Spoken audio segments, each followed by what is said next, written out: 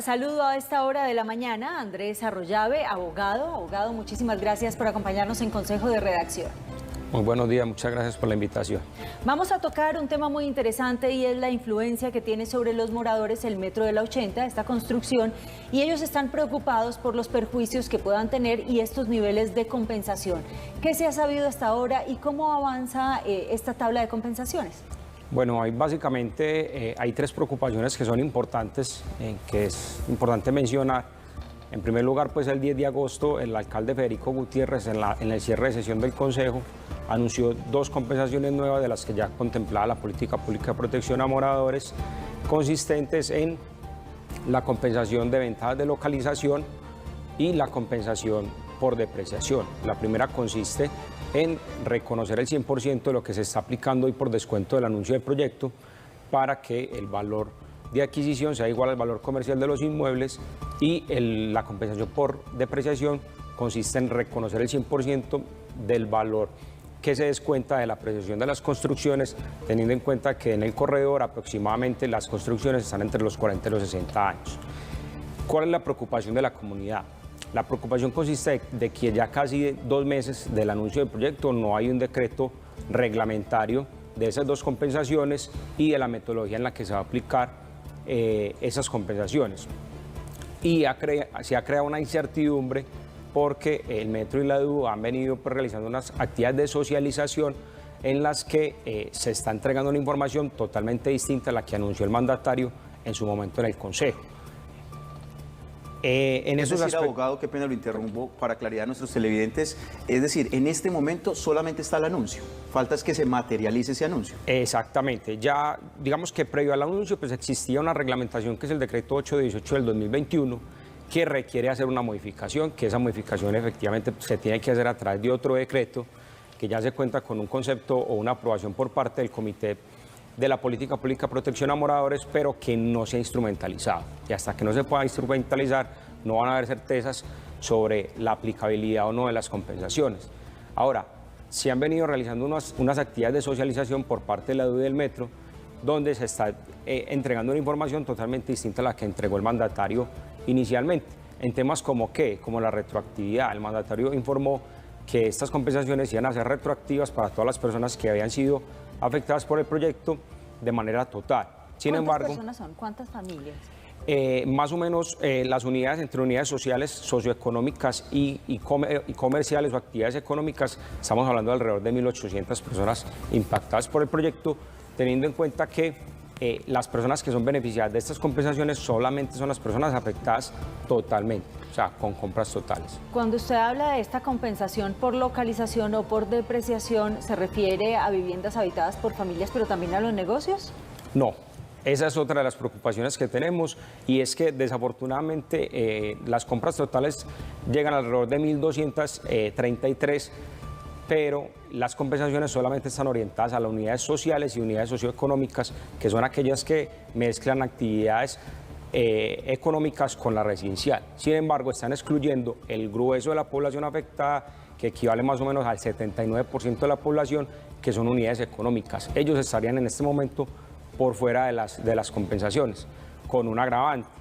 ¿En qué consiste el agravante? Que estas personas que efectivamente realizan actividades económicas en la zona, que son los que de alguna manera han permitido en el desarrollo físico-espacial de la ciudad y le han generado valor al corredor, ¿sí?, y que son las personas que pagan mayor impuesto, están teniendo menos participación y menos reconocimiento en las acciones o en las iniciativas públicas que se están planteando en este momento. Abogado, hay una realidad, y es que el proyecto ya está en marcha. Es un proyecto que involucra o que por lo menos busca darle solución de movilidad a gran parte de la región metropolitana. Es decir, habría muy pocas posibilidades de que el proyecto retroceda. ¿Hasta dónde están dispuestos a llegar? ¿Hasta dónde va a llegar también ese punto de equilibrio entre las partes, teniendo en cuenta que efectivamente cada uno presenta sus posturas? ¿La comunidad qué le dice a usted? No, la comunidad está muy preocupada, y es una preocupación que tiene una objetividad importante. Mire, hoy las ofertas que se están recibiendo oscilan más o menos entre el 40 y el 60% del valor comercial de las propiedades. ¿Qué es lo que pasa? El proyecto sí efectivamente tiene un avance significativo, pero está generando un desplazamiento involuntario de la población. La política pública de protección a moradores está orientada a materializar los derechos de permanencia y los derechos de reubicación de la población afectada en el sitio del proyecto. Hoy, desafortunadamente, las ofertas que se están notificando por parte del Metro y de la DU no cumplen las condiciones mínimas para que la población pueda garantizar un inmueble de adquisición, un inmueble de reemplazo en la zona de intervención del proyecto. Abogado, en el escenario en el que una familia no acepte en definitiva ninguna de las condiciones ni compensaciones que le están ofreciendo, ¿qué pasaría con esas familias? Bueno, digamos que la compensación en este momento está orientada a facilitar los procesos de enajenación voluntaria, excluyendo lo que sean el acto de expropiación como tal. ¿Qué puede hacer una familia que no esté de acuerdo con la compensación? Pues acudir al escenario judicial a través de un medio de control de nulidad y restablecimiento del derecho. ¿Cuál es la dificultad? La dificultad es que el sistema judicial colombiano pues tiene una complejidad frente al tema de la oportunidad de acceso a la administración de justicia. Es un proceso que puede tardar entre 7 y 10 años, más o menos. ¿Y puede frenar el proyecto? No frenar el proyecto. Lo que puede generar es la imposibilidad económica y material de que las personas afectadas por el proyecto puedan adquirir un inmueble de reemplazo.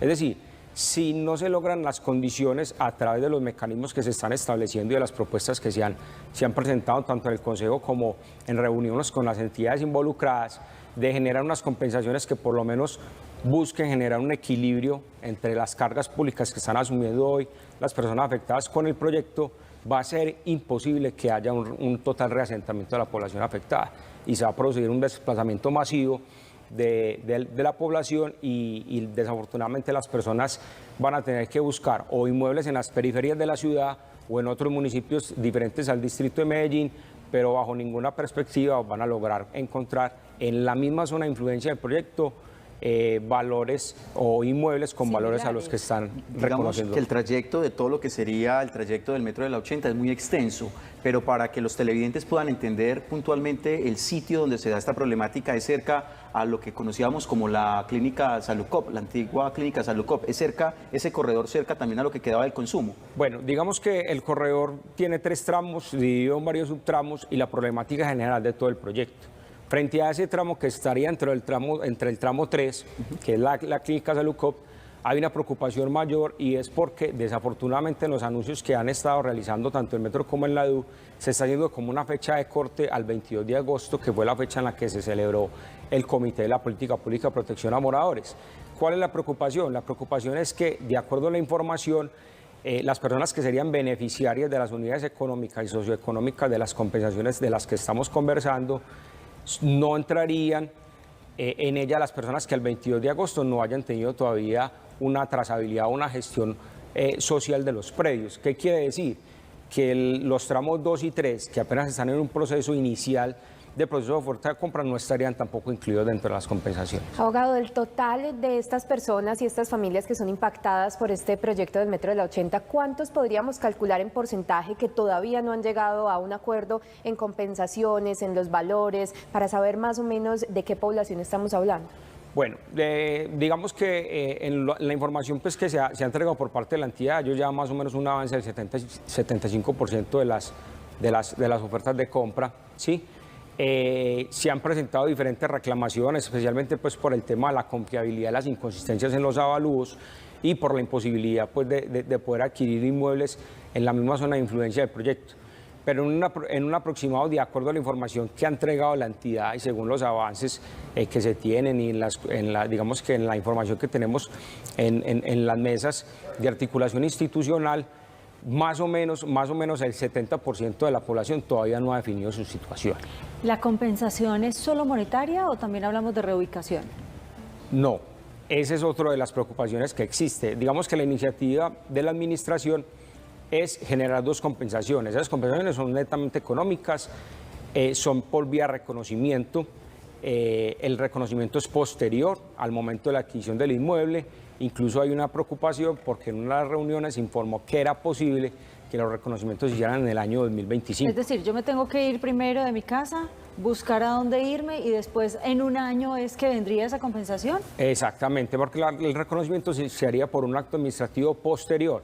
¿Cuál es la preocupación con eso? Que la persona necesita de entrada saber cuánto va a recibir o una expectativa de cuánto va a recibir para saber en cuánto se puede comprar un inmueble de reemplazo.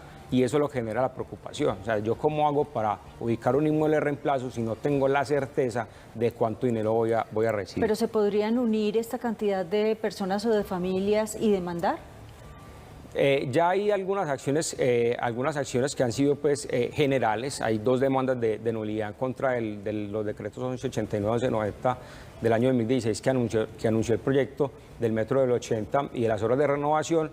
Y hay una demanda de acción popular que fue presentada por la Defensoría del Pueblo a raíz de todas las dificultades e inconsistencias que se presentaron. Muy bien, abogado. Refiero yo que ahí se podría frenar el proyecto si avanza o prospera una de estas demandas. Estamos pendientes, ya digamos que las demandas tienen un avance significativo, estamos pendientes de que la justicia obre en beneficio de la población afectada. Bueno, abogado, para concluir esta conversación, decirle a los televidentes qué viene ahora por parte de ustedes.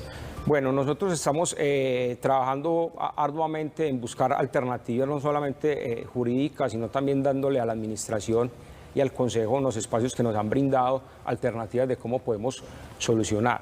Definitivamente, pues, paralelo al escenario judicial, pues necesitamos unas respuestas oportunas por parte de la administración, más allá de la voluntad que se ha tenido y de los espacios que se han brindado para materializar las condiciones mínimas de reasentamiento de la población.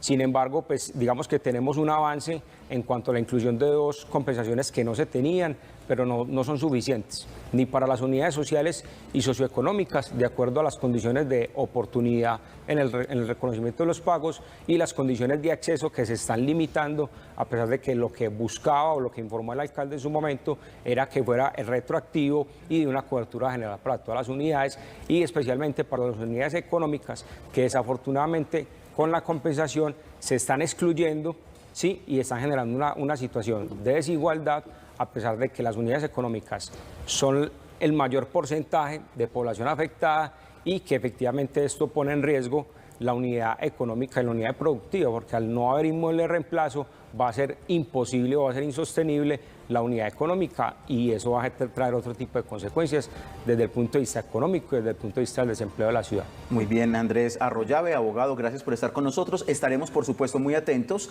a la respuesta que pueda entregar el Metro de Medellín y también la Alcaldía de Medellín en relación a estas alertas que usted nos hace hoy aquí en Consejo de Redacción. Muy amable y feliz día. Muchas gracias por la invitación.